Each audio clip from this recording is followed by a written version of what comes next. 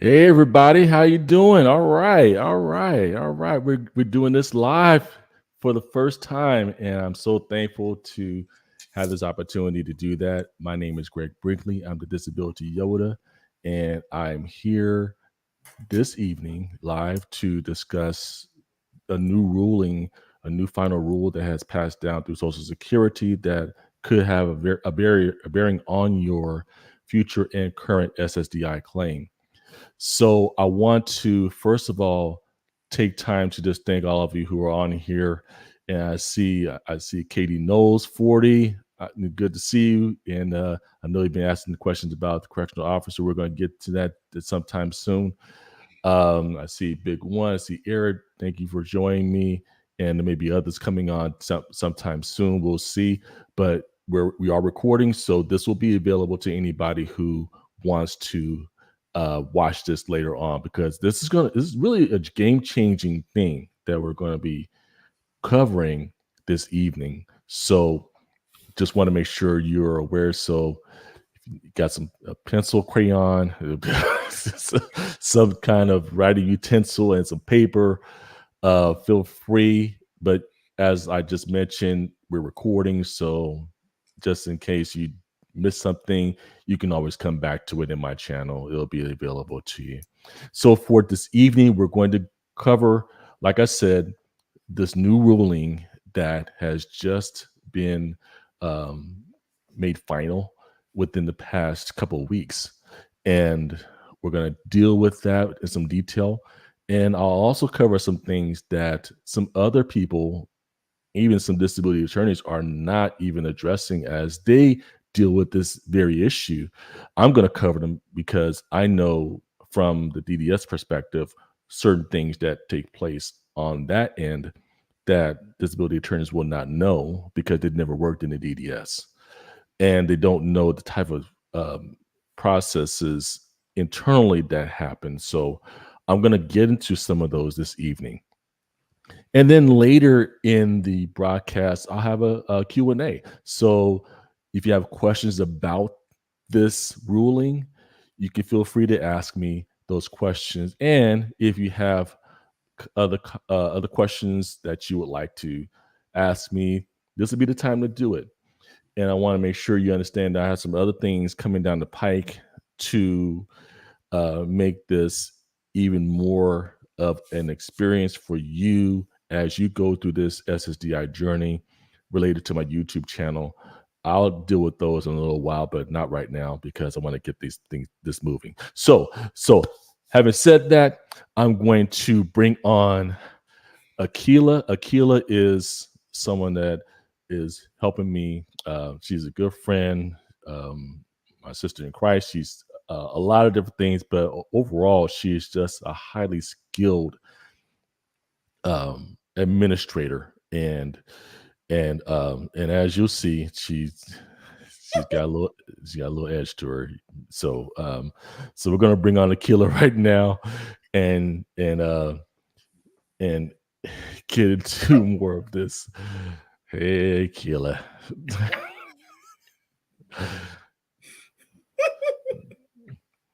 How you doing? I'm well. How are you Oh, doing? I'm doing all right. All right. So, so I'm going to drop off. Akila is going to go over some housekeeping things with you. So, Akila, take it away. All right. Good evening, everyone. I am Akila, the highly skilled administrator. I manage all of the points and clicks here this evening. We are glad that you have joined us, and we are seeing that more of you are coming in. So please keep coming in. Text your friends, your cousins, your relatives, anyone that you know, the person that's walking down the street out your window. Go on and them in so they can come and watch this presentation. As Greg mentioned, we want to go over a few housekeeping items before we jump into this phenomenal presentation that he is going to share with you, a special presentation, as he has mentioned. So he really wants to make sure that we all get the information that's going to benefit our lives and then the folks that we are connected to. I just want to let you guys know, please feel free to put your questions, your comments in the chat. We will be reviewing those. And as Greg mentioned a few moments ago, at the end of the presentation, we will have a Q&A. So I will capture all of that information and we'll get through every single question that is being presented this evening. So throughout this time with us, go ahead and just put them into the chat and we will address them. And speaking of the chat, let's all be respectful of each other. Let's act like we have some home training this evening, please, sirs and ma'ams and others. Okay, so let's be respectful. Let's keep this train going. And lastly, before we hear the lesson tonight, we want to just share some of the services and products that Greg offers. So I'm going to, if you look at your screens, I'm going to throw up some of the banners here. I think he just mentioned his Yoda Masterclass. And so these are video sessions to help you avoid common mistakes that can delay your application or claim and give you more confidence in providing the most helpful information that you will need. Greg walks you through every question and section of the form. So if you want to register for his master classes, the pricing varies, but it starts at $97. Okay, so that is the master class. Then we have the Yoda case review. That is a 30-minute session. It's a 30-minute strategy session with Greg to look into your specific case. You'll get greater clarity on how your potential claim looks and know if this is the right time for you to file a claim. Greg says that one of the game changers is that he'll be able to advise you on what your actual chances are of getting approved for Social Security disability. Also, for people with pending claims, preparing to appeal for the first time, this is a good session to sign up for with Greg. The Yoda case review session is $97. And then lastly, Greg has an ebook, and the ebook is the 10 Disability Commandments. It helps to educate folks on eliminating mistakes, going over fears, anxiety, stressors, and any confusion that you may have when you're applying for Social Security disability insurance. And so the book currently is at $17. So that is something. So these are the products and the services that Greg is offering at this time. I will put the specific links for every single one of those services in the chat. So at a later time, you guys can go back over and kind of review the websites. All right. Well, let's get started. So sit back, get out your pens and crayons and all the things that Greg has mentioned and get ready to take some good notes.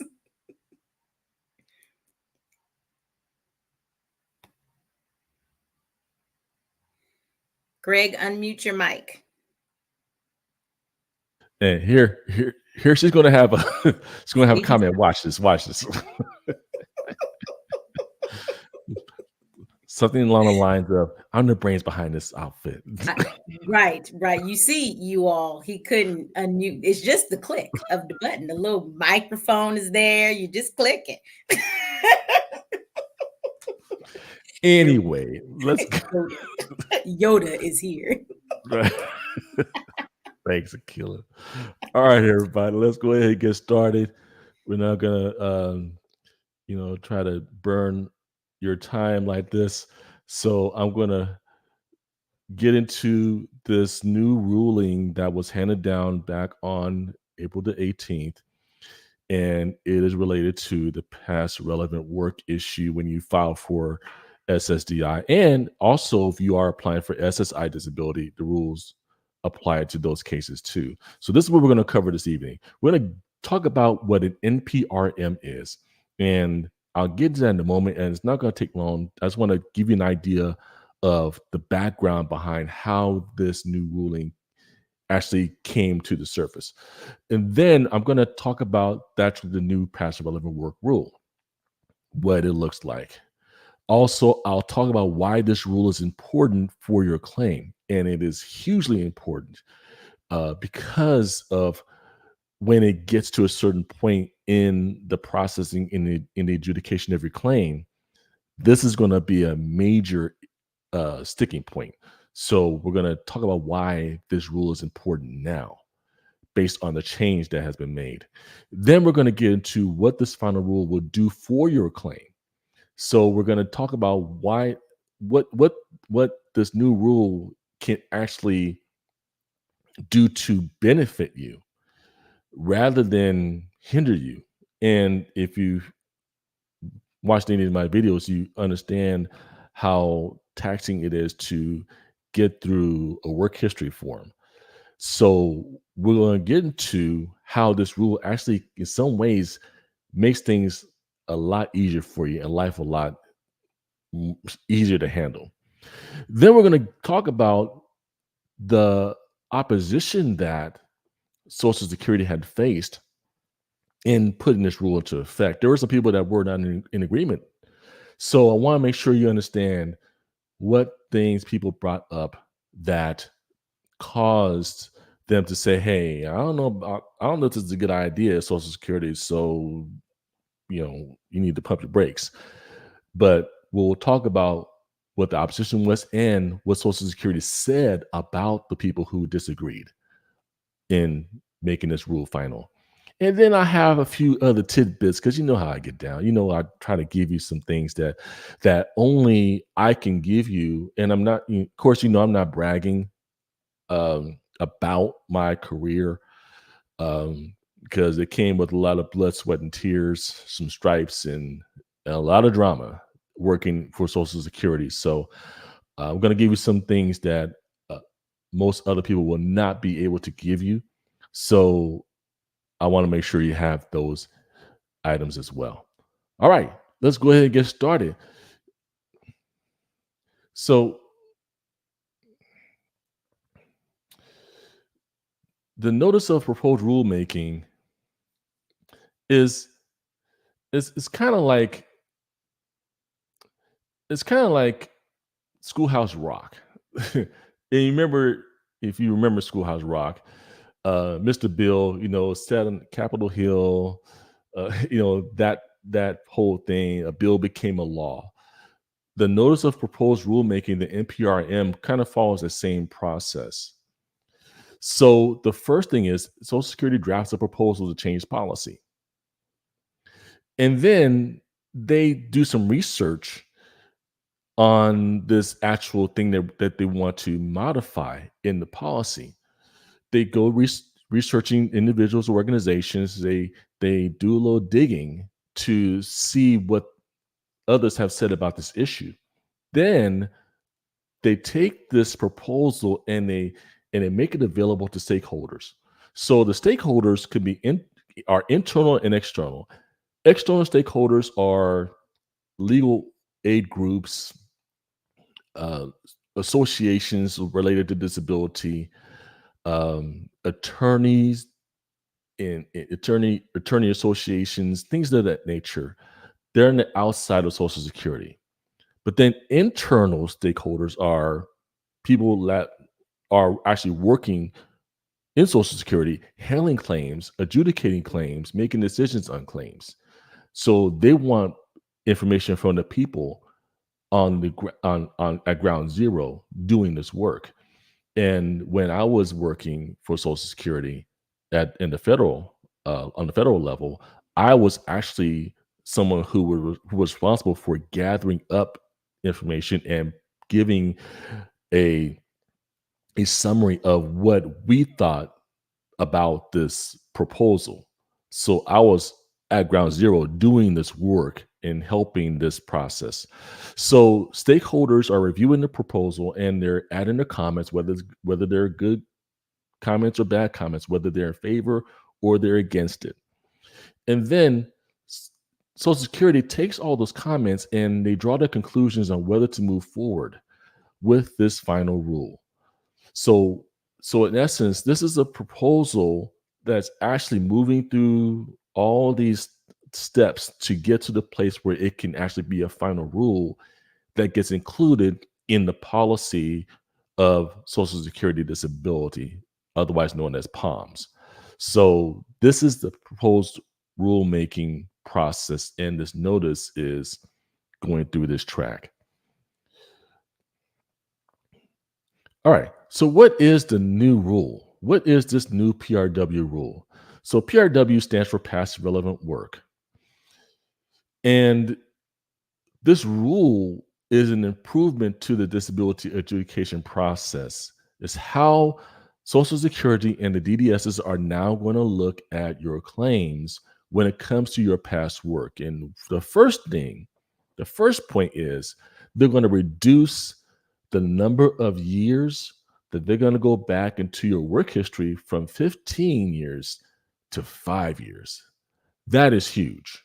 That is, I cannot even tell you how huge that is. We'll get into more of it later, but I want you to understand that this is going to be a time saver for you, and it's also going to relieve a lot of the burden that you have in trying to remember all the jobs you did in the last 15 years, and then hope that Social Security doesn't send you back to a job that you did 15 years ago, knowing that you don't remember how to do that job, or you don't have the skills anymore, or you've lost those skills. So it's really a big issue. So reducing it from 15 to 5 is a major drop. The second part of that rule is the past relevant work that started and stopped in fewer than 30 calendar days will no longer count. So if you worked at a job for 29 days and said, I can't do this anymore, or I don't want to do it anymore, Social Security is not going to count that. If you work 30 days, then it's back on the table. They will count that job. But if it's 29 days or less, then they will not count that anymore. That's another huge thing, because there are a lot of people who try to work, and they go back to work, and within a couple of weeks they say, hey, I can't do this anymore. Before this rule, Social Security would count that based on the level of skill involved in that job. If it was an unskilled job, then it would definitely count. If it was something it had a little bit more skill to it, then it will be a judgment call depending upon how much skill you needed to do that job. So this is a major thing. 15 to 5 years, and then any job less than 30 days, done in 30 days, in less than 30 days, doesn't count anymore. We'll get into some more details on that later. All right. So why is this important? Why is reducing your work history from 15 to 5 years, having to report those jobs, fewer jobs now, why is that important? Well, it goes back to the two most important words in the entire SSA disability verse: sequential evaluation. There's 5 steps. Every case goes through these 5 steps. They may not get through all 5 steps, but the process is still the same for each case. First thing, step 1, can you perform substantial gainful activity, SGA? The second thing, do you have a severe impairment? Step 3 is, does your severe impairment meet or equal a medical listing? Then it gets to step 4. Step 4 is, can you perform past relevant work? And this is what this rule is dealing with. Those jobs that you did before, can you return to those jobs? And there's 2 parts of step 4. 4A is, can you go back to your past relevant work as you performed it based on your description? And 4B is, can you go back to your past work as it is generally or usually performed in the national economy? In other words, based on the description in the industry. And that's where this rule is going to have the most impact. But then there's step five. Step five is dealing with other work. But before we get to step five, there's a little step in between four and five that deals with some special profiles. And one of those profiles involves no work experience. So it's called adverse profile number two. But if you have no work, then typically you would just go straight to an allowance if you meet the other criteria.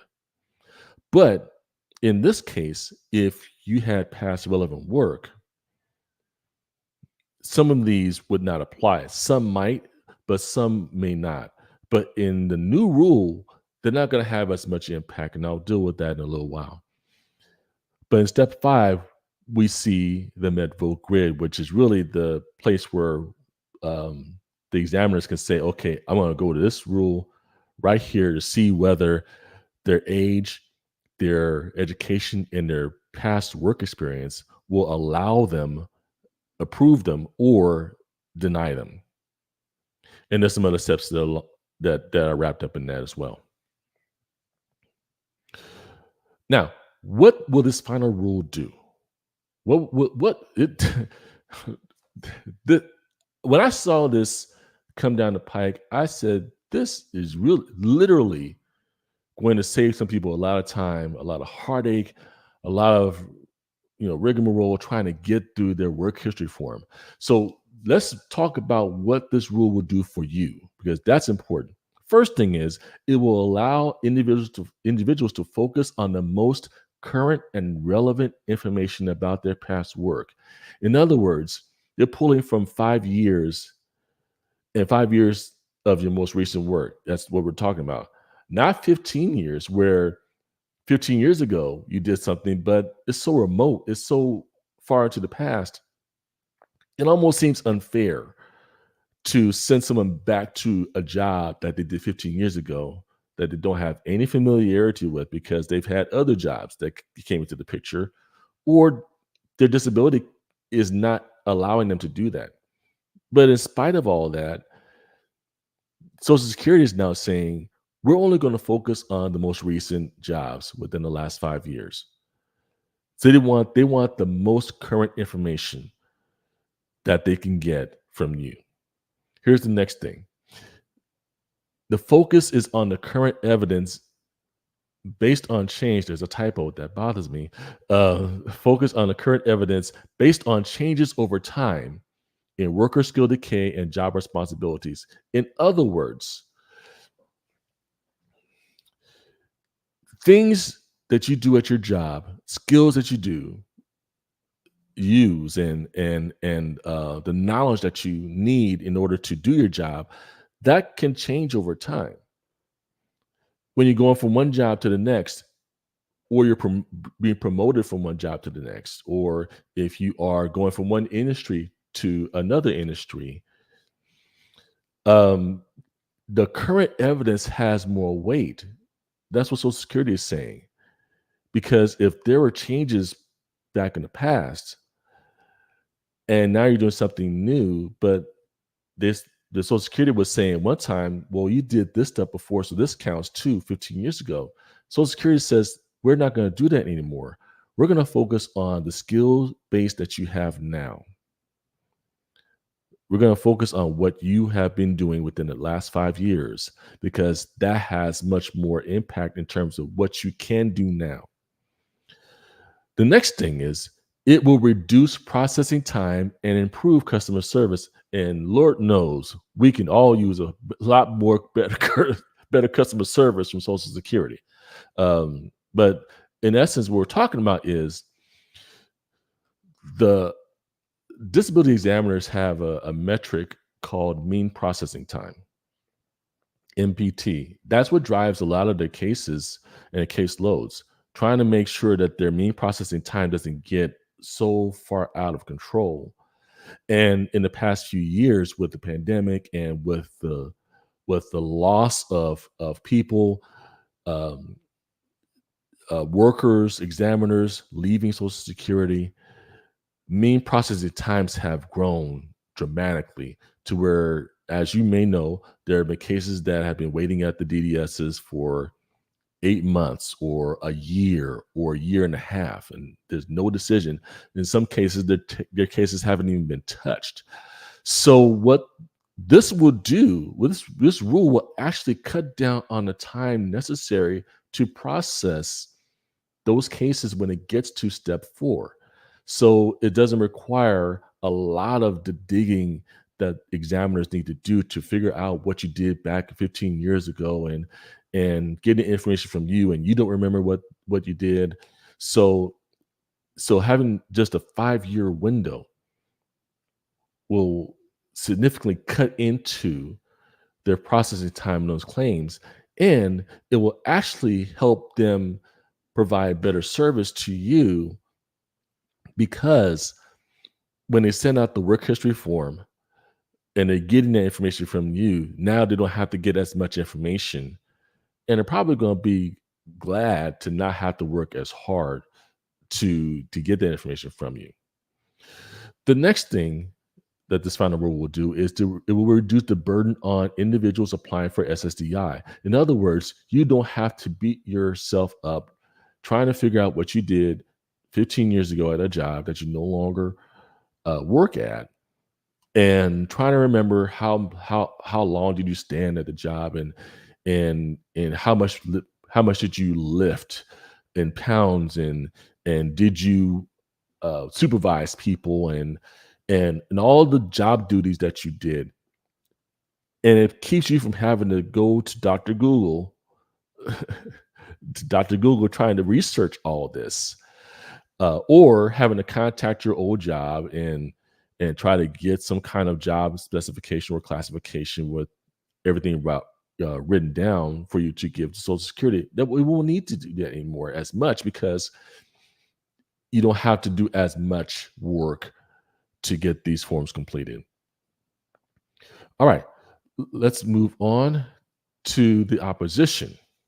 Now, the opposition is really interesting, because your Social Security is getting information from various sources, and they're getting it from the outside, they're getting it from the inside, and some people are saying, "Hey, this is really great, and we are on board with this, and we agree wholeheartedly with this proposal." But there are some others who don't agree at all.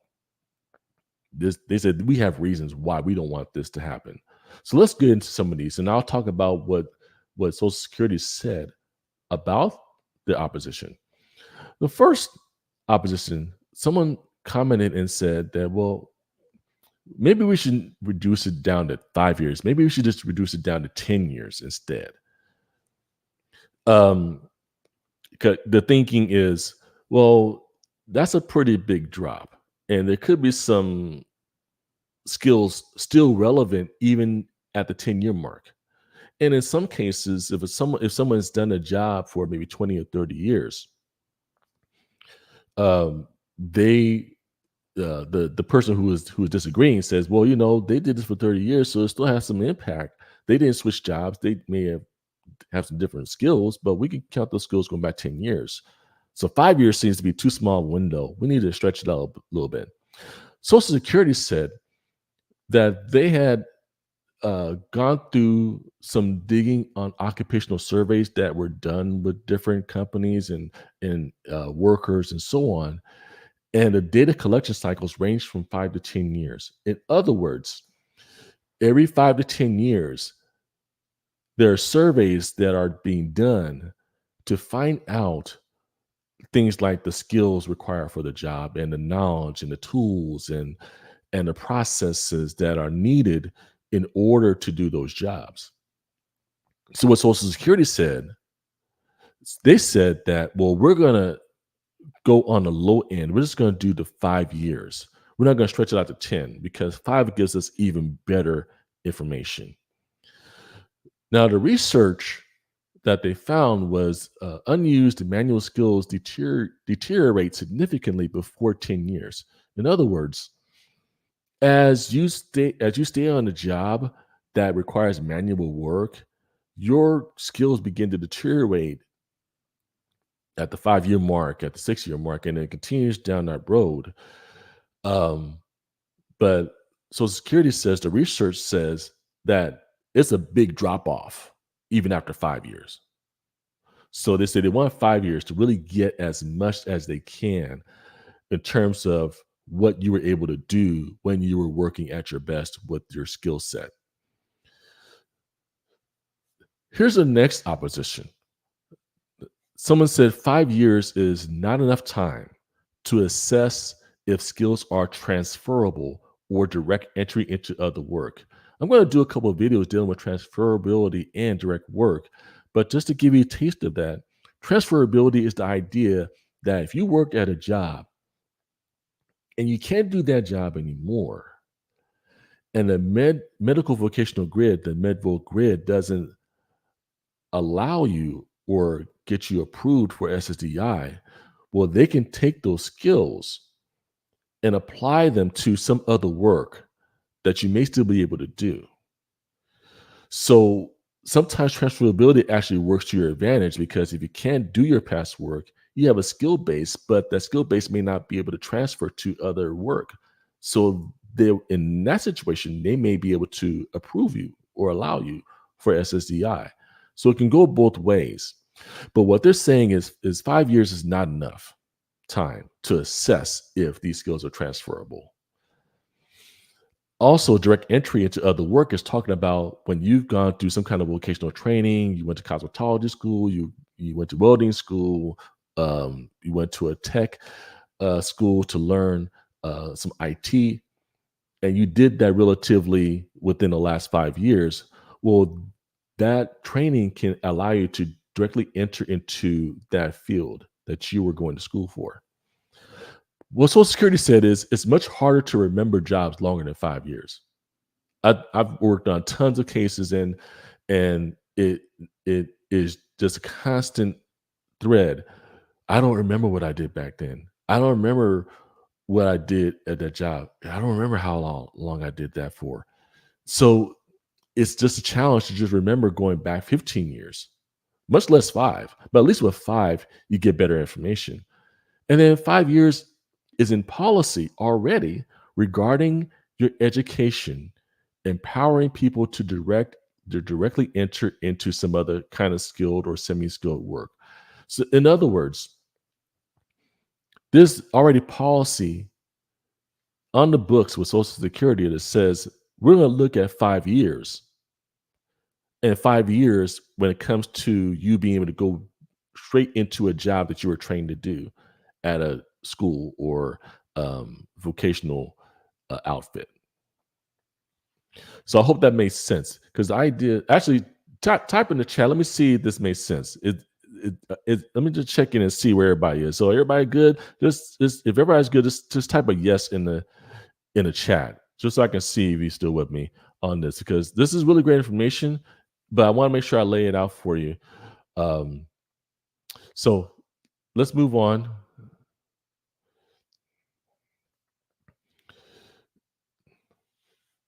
So here's some other opposition. Social Security should eliminate past relevant work altogether. Just throw it out entirely because this commenter said it's based on age discrimination. Because some older people can learn new skills. And that is true. Some older people can learn new skills. But here's the problem with this, and Social Security addressed it. They said the work skills more than 5 years in the past are not as relevant and do not provide a vocational advantage to adjust to other work. In other words, the older you get, unfortunately, the less of an advantage you have to go back into the world of work because I'm sure you may know a lot of companies are always looking for someone younger to do the job, which is a form of discrimination. But when it comes to Social Security, it's different because they're looking at you if you are older and you're not able to get back into your past relevant work. In order to do that, in order to get back into your past relevant work, you have to, first of all, be able to physically or mentally do it. And then you have to be able to market yourself to where you can get a job. So it's one thing to have Social Security say, well, you can go back to that work, but it's another thing to actually get the job because there may not be the numbers in occupations in that area where you are, where you're living, that will allow you to go back to that work. And you got to go through a job interview. You got to, do resumes and all that. And for older workers, that's not that easy to do to get back into the world of work. So, so Social Security recognizes that, and then it said if there was no set standard to use, if you just threw out the past relevant work thing, if there was no standard, more work will be needed by the examiners to kind of tease out how these skills can be used from all your work, all your jobs to make a determination. In other words, there's more work for the examiners to figure out whether you can go back to work or not. So if there's no passive relevant work, that means, well, let's look at some other jobs. So now the examiner has to go through even more work to try to figure out what all these other jobs out there, what skills do they have from these jobs that would transfer to something else that they've never done, and that puts that older worker at even more of a disadvantage.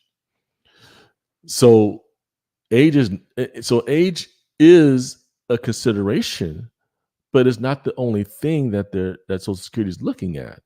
So to say that is age discrimination is not really, to say honest, not really honest, because not only are they looking at your age, but also at your education, and they're also looking at your past work experience. That's your medical vocational profile. So everything's not based on just age to really determine if you can go back to your past work. Here's another opposition. Vocational experts were not consulted. And yes, they were not consulted. From what I was able to read in the comments, there were 89 comments in total. Um, None of the groups that were consulted with this proposal that Social Security ran this proposal through were not vocational experts that you would typically see show up when you're going before a judge, like the ALJ decisions. But here's what Social Security said. They said vocational experts have great latitude in applying policy, and they will still be needed before the judge at the ALJ level, at the um, appeals council level, and the federal court level. The judges are still consulting vocational experts, and vocational experts will still use some of these elements as they testify to what you may be able to do or not be able to do. So even though they weren't consulted for this NPRM, it doesn't mean that they don't have a dog in the hunt, a dog in the fight, rather. So there, this opposition is um, really not accurate because it could be a little redundant in my opinion, because if you ask vocational experts what they think about a past relevant rule, they might say, well, we don't need it, because I don't think 5 years is sufficient enough time. So we're going to go with 15. And the vocational experts might have a bit more juice in trying to sway Social Security. I'm just saying hypothetically speaking, but fact is vocational experts are really not out of the picture. They're really not. Okay. Here's another opposition. They did not consider technical case issues such as a date last insured in the past. Um, Social Security said, well, it allows Social Security to use work done after the DLI, which is not fair to the claimant. So let me break this down for you. So the date last insured is you have a window of insured status. All right. So you call Social Security, am I insured to apply for the SSDI? Yes, you are. But your insured date end of that window, the end of that window is in the past now. So you're not insured now, but you were one time in the past. So what will happen in those cases is, in some cases, some examiners will use work that was done after that insured period and then count that towards the time that you were insured, which in a way is not fair. It's not fair to you to make a decision based on work you're doing now, but you're not insured now. You were insured back then when you weren't doing that job. I hope that makes sense. So they want to focus on past work when you were insured. That's fair. So if you were insured back then, they want to look at the 5 years when you were insured. That's what Social Security is saying. And then lastly, the work period should vary by type of work. So what the opposition said, well, if they had different work periods and different types of work, well, we should try to have them apply different time frames based on the types of jobs that they did. So for this job, 5 years makes sense. And then for this job, 10 years makes sense, going back 10 years. And in this job, 15 years makes sense. That just makes things messy for the claimant, for the claimant and for the examiner, because there's this moving target. So you don't really know, okay, what time frame do I use for this job? Do I use 5 years, 10 years, or 15 years? It's just too much work. So Social Security said, let's just keep it at 5 years. All right. Now, let's get some other tidbits. I'm going to blow right through this because I think it's really necessary to draw these up. So, one thing that came out of this was Social Security said we got to change the forms a little bit. So they added a question to both the work history form and the function report to ask ask an individual to explain how their impairments affect their ability to do each job. So this question is really going to be getting information directly from the claimant, which is you, hopefully, or someone that you know, to find out, okay, how does this impairment affect you in being able to do this job? How does it affect you to do this job? And so on. And then SSA is going to revise the 3369, the work history form, to include examples and explanations, kind of walk you through how to fill out the form, basically. So instead of just you going with a blank canvas trying to figure this out on your own, SSA is going to give you some examples in the form so you know exactly how to answer the questions. I got more to say about that in a little bit. Then they're going to change the question to ask what tasks you did in a typical work day instead of what you did all day. So getting the typical work day makes more sense than all day, which is so vague, you don't really know how to answer that question.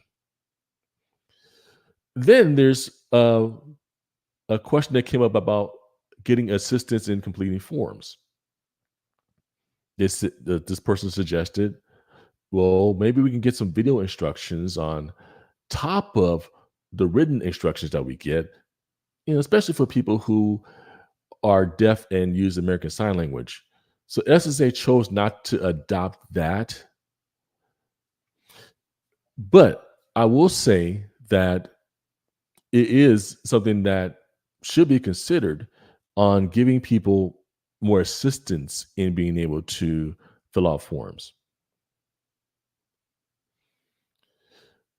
Now, we're almost at the tail end here. So the new rule is so interesting because there are things that are really not brought out, or things that are not really known.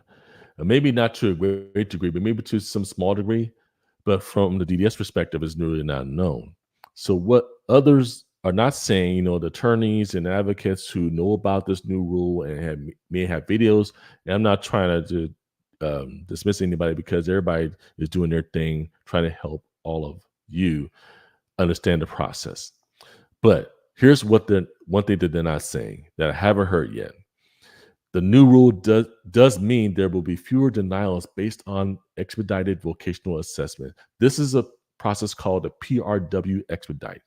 So This is saying that examiners can fast track a denial.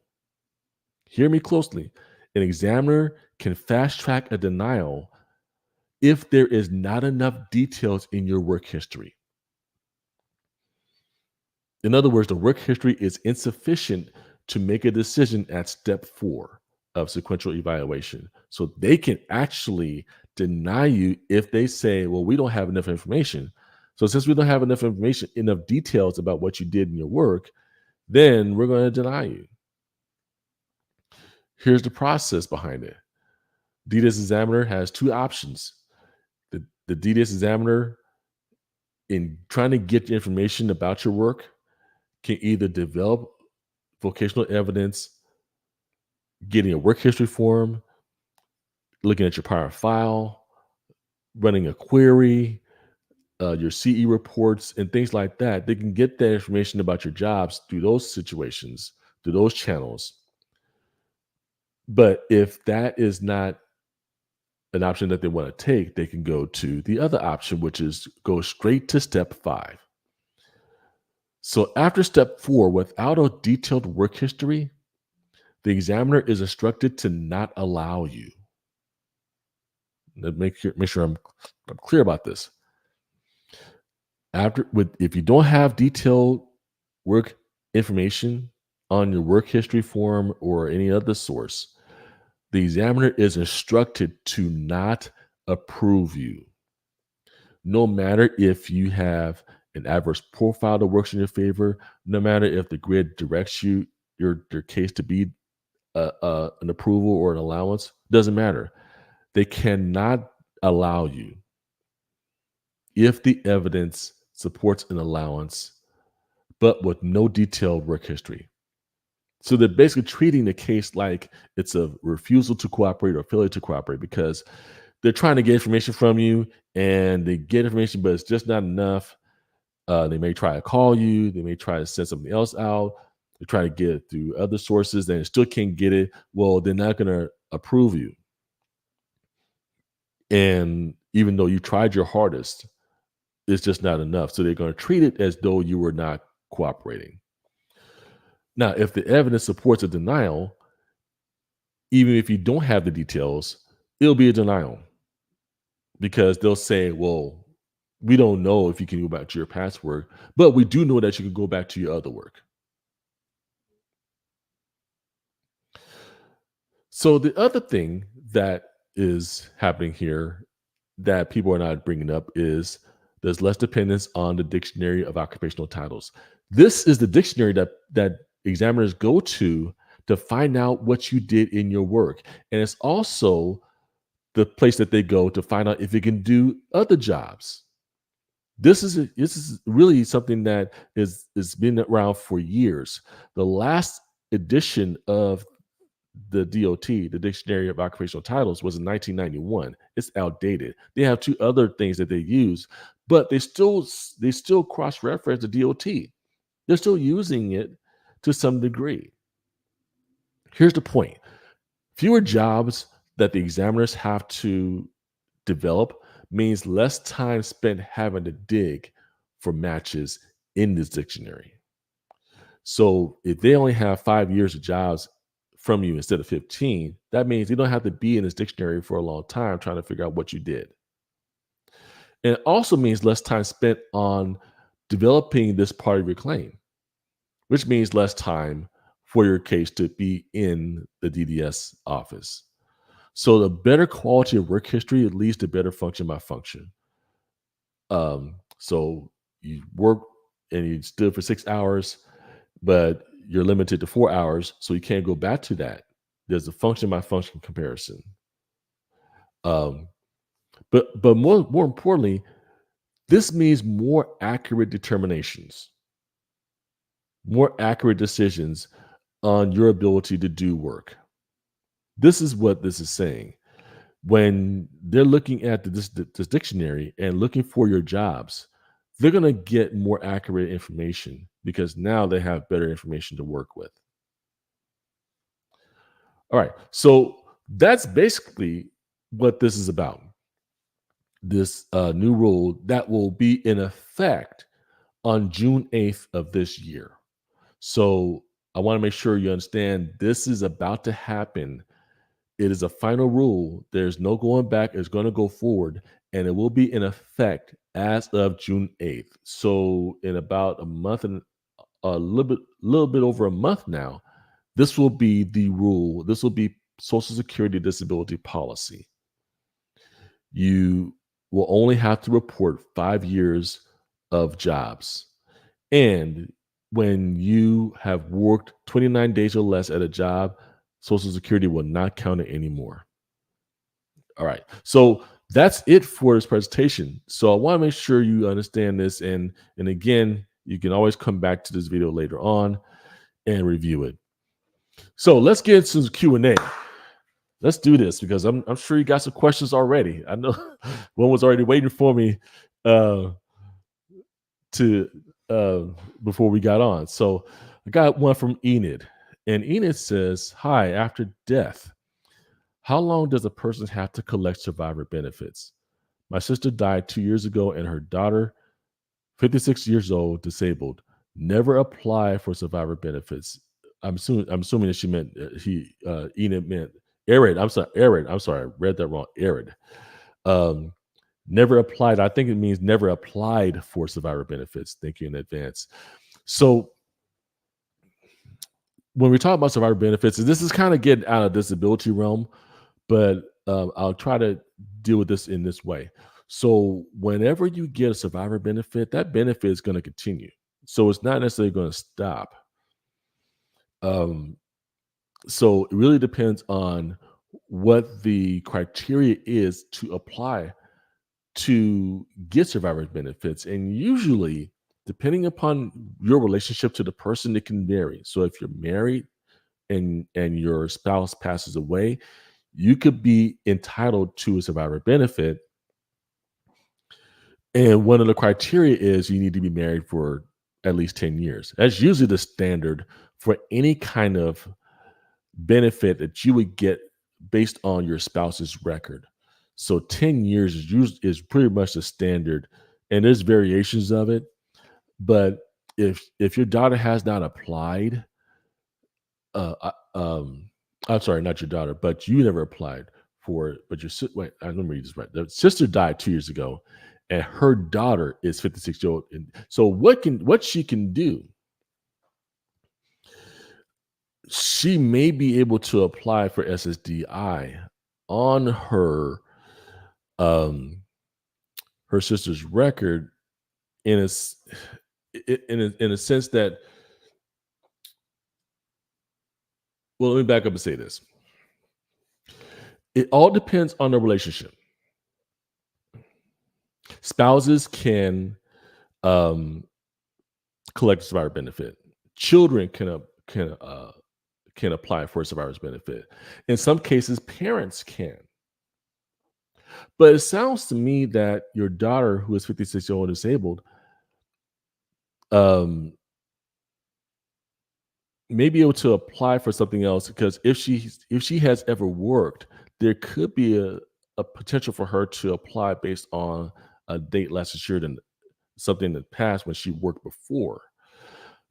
She could apply for SSI disability if she doesn't have a sufficient income and resources. So that's still out there. I don't know of any situation where a sibling was able to collect survivor benefits. That would be an issue that I would say call the National 800 number and find out.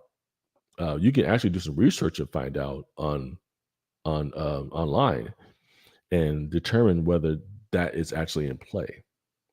So it's something to think about. But I would say see if she can request um, that she apply for SSI disability at the very least. Um, and then go from there. I hope that answered your question, but if it didn't, just you can always leave me a comment in one of the videos that and I'll maybe be able to do some digging or call one of my few former colleagues, and they may be able to give you more details on that. All right, Katie knows 40. All right, good to see you. And Katie Knows 40 says, I recently was approved for SSDI after my ALG. Yes, I'm talking about. Let's go. That's what I'm talking about. All right. Got a little excited there. I already knew it because I read your comments. Now, I had to get my password corrected from DDS Light to Medium. I remember this question. I remember we talked about this online. Now, he says, are auxiliary benefits automatic? Some was listed on the claim. That's a great question. Um, if you have a child,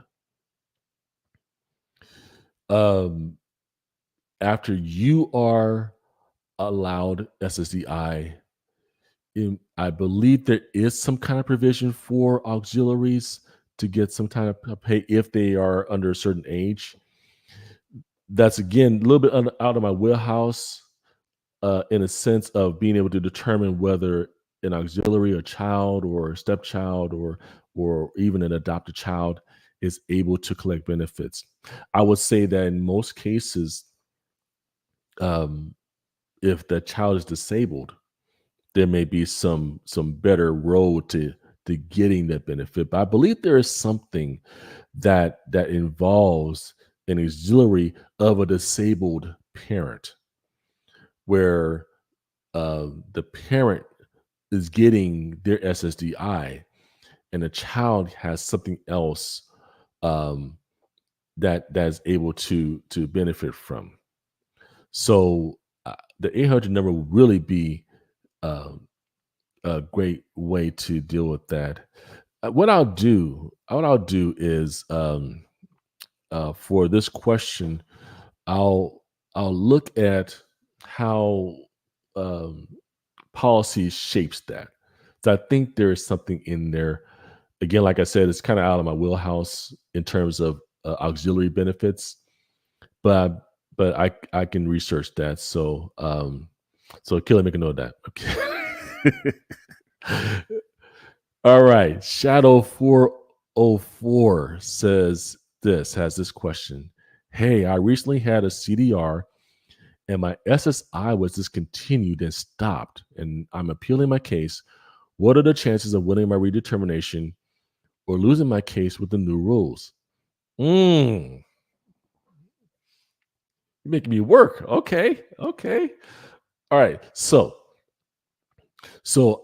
I'm understanding, if I'm understanding your question correctly, you were on SSI disability, not SSDI disability, and your SSI was ceased. Um, I'm not sure what that could be. It could be able to work again, or maybe you were improved and you improved significantly. So whatever the case is, you can appeal that decision. You can appeal that decision. So if your CDR just happened and you're within about 2 months of that decision, you can appeal that decision. And since it's SSI, you can appeal, and also, well, depending upon when your decision happened, you can request to have your benefits reinstated while you're going through your appeal. So that's a potential thing you could do. Usually it's 10 days. You have within 10 days to appeal to reinstate your benefits as you appeal the decision on the CDR. And that appeal window to appeal the CDR is 60 days, just like any other appeal. So when it comes to the new rules, that is getting into an area, because I'm actually reading between the lines. I'm thinking that your decision had something to do with your work. So if it did, then they would have to take that new rule into account, because now the rules have changed. And usually when rules change in Social Security disability and you appeal or you have a case reopened, they're going to look at what were the rules back then, what are the rules now, and does the change in rules work in your favor? So this might be something that could fall into the category of new rules being applied to your decision. So so it could fall into a place of reopening, because if there's a change in rules and your case is reopened, then that is material to the decision.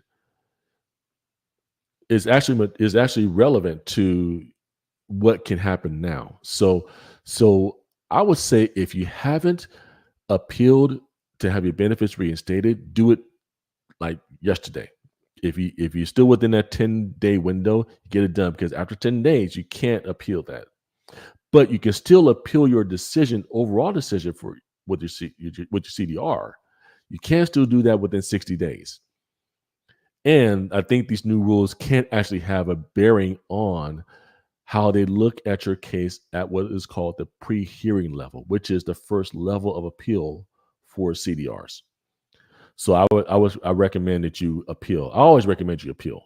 It's your right. It's your right to appeal. So I always recommend that. So I would say appeal that decision, and you can actually put in on your appeal form your request to appeal based on the rule change related to past irrelevant work. I like to have my case looked at again, especially if that decision has something to do with your ability to work. All right, hope that answered your question. All right, what's next? This is from Chris. And Chris, hi Chris. And Chris says, will this rule apply to people who applied before the rule was approved? Ooh, okay, Chris. Interesting. So here's how this can look. If you applied before the rule was approved, but your claim had or your application has not become a claim yet, then um, it's in play. Because keep this in mind, this case is going to be at the DDS for some time. So let's say that you applied today, and that case that application has to get processed before it becomes a claim at the DDS. So it's going to take some time, maybe a couple months, give or take a month, sometimes longer. That rule is going to be in effect next month on June 8th. So that rule is definitely in play. Absolutely. And this will mean when you have your claim and they're sending out the work history form for you to fill out, you only have to fill out jobs going back 5 years. Now, right now, it's not in effect. So if your claim is pending at the DDS, and they've given you a work history form, you still have to provide the 15 years, because we still haven't gotten to June 8th yet. So once June 8th comes, then those new rules are in effect. So this rule will definitely apply for people who applied before the rule was approved. Because just because you apply doesn't mean that your case is actually a claim yet, and they have not started adjudicating your claim. But once they start adjudicating it, June 8th comes around, now those rules are in effect. If your claim is pending at the DDS right now, depends on where your case is and how far along they've got in your case, and whether they're preparing to look at your case and say, well, she doesn't meet or equal a listing. So we're going to write up the MC, the medical consultant at the DDS is going to write up an RFC, or for mental situations, mental disorders, an MRFC, which is the most you can do with your conditions in an 8-hour day. So they take those forms and then look at your past relevant work. And if you have not gotten to that point in your case, then and they're still developing it, June 8th hits, then everything changes. So I think that's a great question. It's a really great question because it really is just about timing. It really is about timing. All right. Thanks, Chris. All right. Pumpkin pie. I prefer sweet potato myself. I'm kidding. I'm kidding. Pumpkin. All right. Pumpkin pie says this question. How should we describe work only done for 30 days or less now? Does UWA does UWA go away now? Thanks. Oh, that is an excellent question. Excellent. You've been doing your homework too. All right. So now, UWA is what's called an unsuccessful work attempt. Traditionally, UWAs are usually there's not much pushback if it's within 30 days. They stop working, uh, but then they go back to work. And then after 30 days, nah, I can't do this anymore. I can't do it. So I'm gonna stop working. So that 30 days of work can be considered a UWA, an unsuccessful work attempt that would not necessarily block your ability to apply for benefits. Um, but policy really deals with it more like a 6-month window is really at the maximum that a UWA can really be considered. So if you work for 6 months and say, I can't do it anymore, I tried to go back to work for 6 months and it didn't work, they may still consider that a UWA. Now, to your question, Pumpkin Pie, how should we describe work only done for 30 days less now? Well, you first list it. You have to put it on the work history form that, you got to put it on there. There's no getting around that right now. But if you are applying for SSDI and you say, well, I tried to go back, I stopped, I tried to go back for less than 30 days, usually that would be a UWA. That would be an unsuccessful work attempt. Even if you go back to your work as you are waiting for a decision on your claim, UWA can still come into the picture. It doesn't usually happen. It's very rare for someone to go back to work and have a UWA counted, but it is possible. So I would say UWA doesn't go away. It's not going away because it's policy. But as it relates to you reporting your work, you still need to report those jobs that you did that were less than 30 days. It still is something that you need to report. But come June 8th, that's all out the picture. You don't have to worry about that anymore. Great question. All right. Who we got next? Big One. All right. Big One says, does this affect CDRs? Yes, it does. Absolutely, it does. Because even though CDRs work on a different type of process, some of the same rules still apply. Now, for regular cases, initials, and recons, they use what's called sequential evaluation. CDRs have a different method altogether. It's called MERS, the Medical Improvement Review Standard. And part of MERS, once it gets to a certain point, they're going to look at your past work if it gets to that point. And there's a lot of CDRs that don't get to that point because if they don't find that there has been significant medical improvement, then you stay on the rolls and you get your benefits continued. But if they see that there's been significant improvement, well, then they go into step 4, step 5, a version of that where they're looking at your past relevant work. So yes, to answer your question, this does affect CDRs. So you won't have to go back 15 years. You only go back 5 years. Great work. Great question. Now, Big One says, I have top of questions. Hey, if I can answer it, I'm fair game. All right. So throw a question in when you get a chance. Now we're getting a little bit long on time, so I'll take about 2 more questions and then we'll start to wrap up. All right. So here's Big One's question. All right. So I have read from some SSA lawyers websites that once you turn 50, that your 3-year CDR is automatically charged to every, or I think automatically change to every 5 to 7 years. Is this true? Thanks. I got a video that deals with that. But I'll answer your question right now. It really depends on your age and your conditions, because it's not just based on age.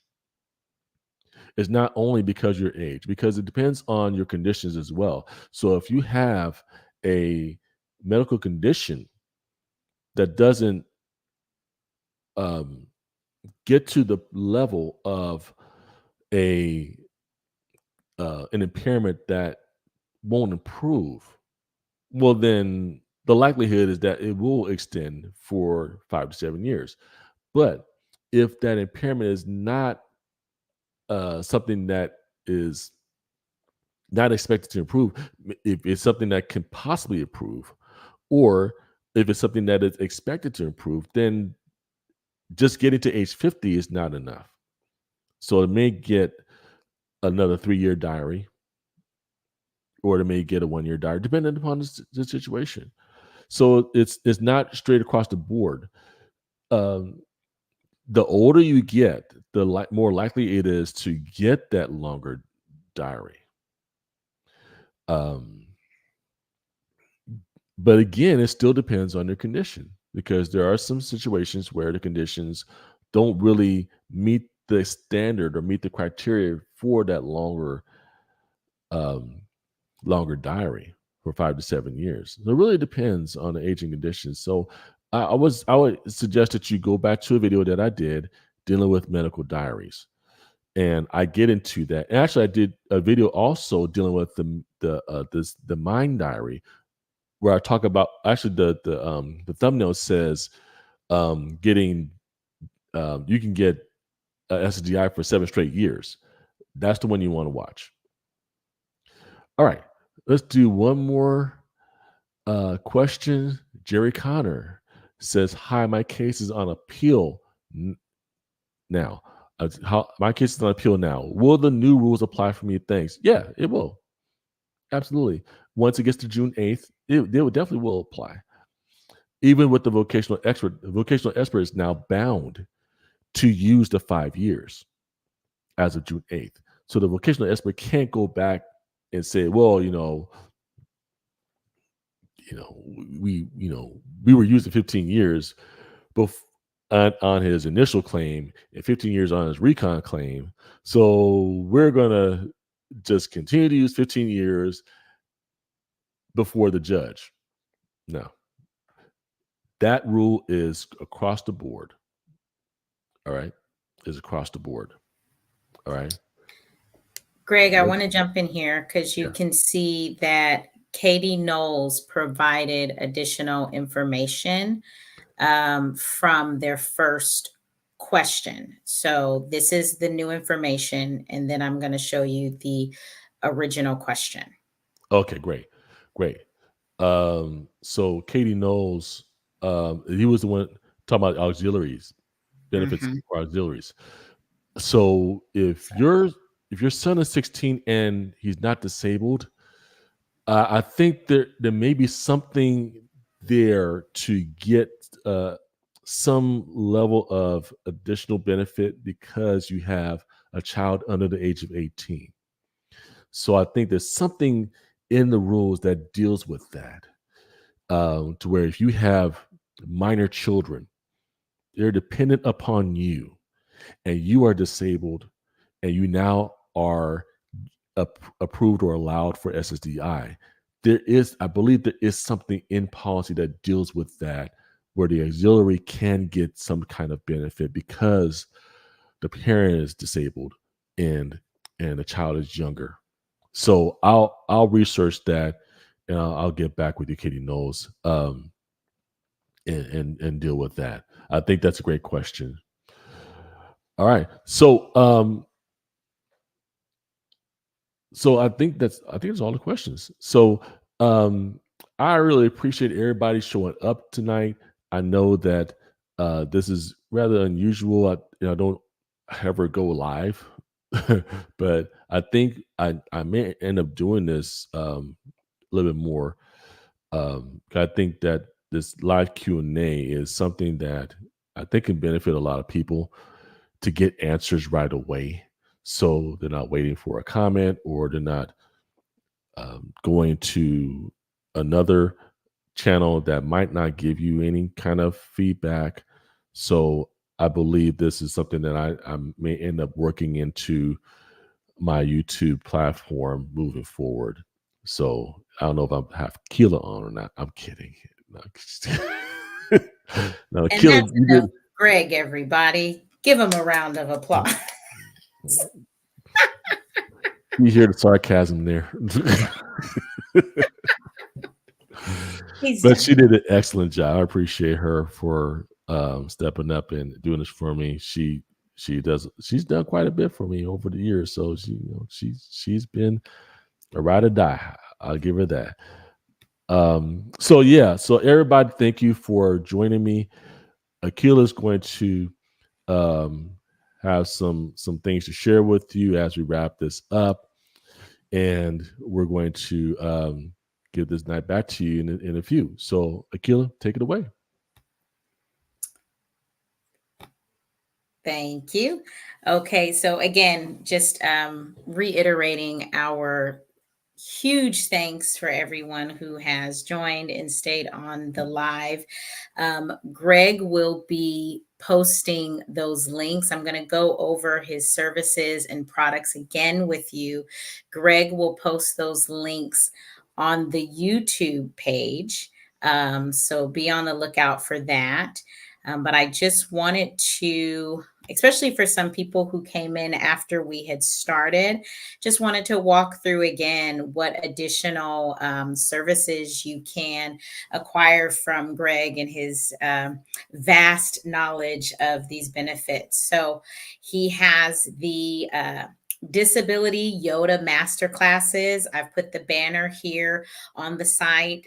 Take some time. You can write it down, or as I mentioned, Greg should be able to post it inside of the YouTube chat area. But these videos, they're video sessions to help you avoid common mistakes that can delay your application or your claim. It will give you confidence so that you can provide all of the information that is necessary. Greg walks through every question and section on the forms so that you feel empowered and your application will be complete. So, with the master classes, again, there are multiples of them varying in price points, but they do start at $97. So, that is the master class. Excuse me. And then we have the Yoda case review. This is a 30-minute strategy session with Greg so that he can look over your case. It sounds like some of the people that have attended today's class have done some sort of interaction, a case session with Greg, and may have found it very beneficial. So that is offered to everyone so that he can sit here with you and kind of walk it through and things that are specific to what your needs are. And you'll get greater clarity on how your potential claim is going to look, and know if it's the right time for you to even file the claim. Because you have someone like Greg to walk through these things with you, that's your game changer, because he's able to provide you, as we've all learned again this evening, insider information. He's gone over details that you wouldn't get. Most people don't have access to that knowledge, or they're not being informed when they talk to other reviewers. So he is able to kind of give you information that isn't readily available for most people. Excuse me. Also, people with pending claims and preparing for an appeal for the first time, this case review, this session with Greg is for you. It's a good first step for you. And then lastly, Greg has an ebook that is available. The ebook is currently $17. It helps to eliminate some mistakes that we make, talk through and help you process some of the stress and the fear and the anxiety and just the confusion of language and forms and processes that you that you are going to endure when you're trying to submit these applications. So it helps you to kind of help you to get a first leg up. He calls it the 10 disability commandments. So it gives you like, it's a guide for you. So please access that as well. Once again, all of these links Greg will post for you so you can have access to them. And we thank you again for attending. Thanks, Keela. I appreciate you. And as she was mentioning that I was talking about earlier about the um, the tidbits and how uh, some people don't um, have um, video help, or they don't have the help on the forums. Well, that's what I did with those master classes. It's really about giving you the help that you need. So if you need video help, I got video help. If you need um, assistance in understanding the work history form, I got a work history forms masterclass. So that help is there. Um, so with that in mind, I'm going to sign off. We ran a long time, but I think that this was so valuable, and I think answering your questions really was needed. So I'm thankful to be able to be in position to answer those, and hopefully it'll give you some ability to sleep tonight. All right, that is it. We're signing off. And as you know, like I always say, don't leave me hanging, because I'm going to see you on the other side. So let's give this night back to you. Hope all is well with you and yours. God bless. Oh, and Doug, I see you. I see you, Doug. Yes, sir. Good to see you, my friend. Take care, everybody.